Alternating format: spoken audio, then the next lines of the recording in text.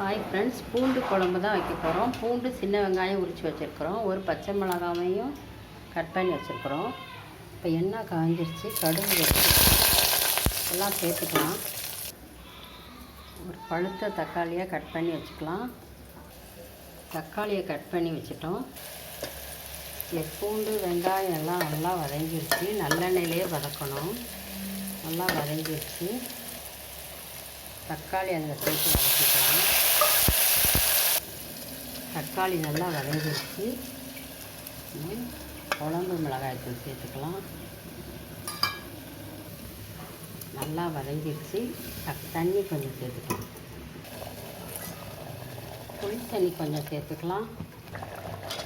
இப்போ நமக்கு சுவையான பூண்டு குழம்பு தயார். இது ரொம்ப ரொம்ப டேஸ்டியாக இருக்கும்.